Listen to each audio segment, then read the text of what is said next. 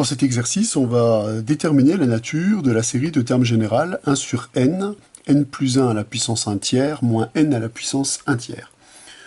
On va déjà commencer à donner un nom au terme général pour pouvoir le manipuler dans la suite plus facilement.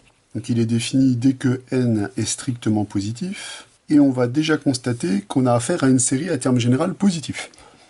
Puisque ce terme-là est strictement positif, et comme n à la puissance 1 tiers, c'est une suite qui est strictement croissante, cette différence est également strictement positive, donc ce terme est strictement positif pour tout n appartenant à n. Cette remarque a son importance, puisqu'on sait que pour les séries à terme positif, on a énormément de résultats, de critères qui permettent de démontrer que la série converge ou diverge, et des critères qui portent sur le terme général de la série. Le critère le plus facile à manipuler, c'est le critère d'équivalence, qui dit que si AN est équivalente à un terme plus simple dont on connaît la nature de la série, eh bien la nature de la série de AN, elle aura le même comportement, la même nature que la série qu'on a obtenue. On va donc chercher à récupérer un équivalent de AN, et comme le terme général est un produit, on a des propriétés qui nous permettent de prendre des équivalents de produits. Le terme 1 sur n, je ne peux pas rêver d'un terme plus simple pour un équivalent, donc je vais m'intéresser au terme qui est en facteur de 1 sur n. C'est une puissance, et on sait que dans les puissances et dans les logs, c'est toujours la même chanson, il faut factoriser le terme dominant.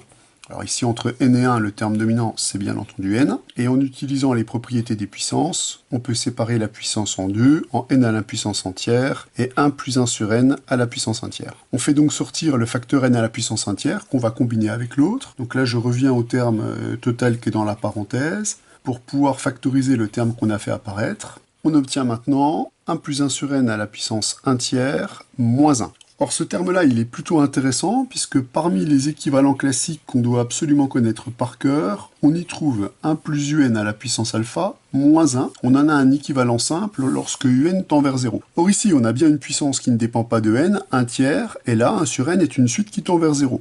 Donc on peut appliquer l'équivalent du cours pour obtenir ici 1 tiers multiplié par 1 sur n, donc on peut écrire plus simplement 1 sur 3n. On va donc disposer d'un équivalent simple du terme n plus 1 à la puissance entière moins n à la puissance 1 tiers. Cet équivalent s'obtient simplement en multipliant les deux termes qui sont ici. On récupère 1 sur 3, n à la puissance 1 moins 1 tiers, c'est-à-dire n à la puissance 2 tiers. Toujours par multiplication d'équivalents, on va pouvoir récupérer un équivalent du terme général de notre série, simplement en multipliant 1 sur n par ce terme-là, produit d'équivalent. On récupère donc que an est équivalente à 1 tiers de 1 sur n à la puissance 1 plus 2 tiers, c'est-à-dire 5 tiers.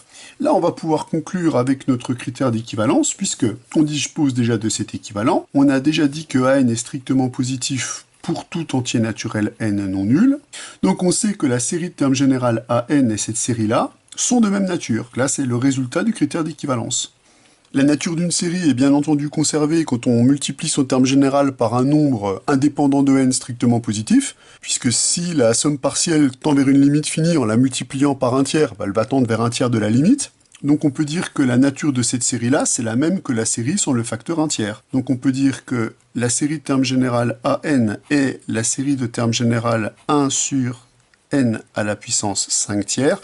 Ces deux séries-là sont de même nature. Écrire ça en commun. Or, la nature de cette série est parfaitement connue, puisque 5 tiers est un nombre strictement plus grand que 1. On a donc affaire ici à une série de Riemann convergentes. Comme ces séries sont de même nature, on en déduit donc, grâce au critère d'équivalence et par comparaison avec une série de Riemann convergente, que la série de termes général AN est donc bien une série convergente.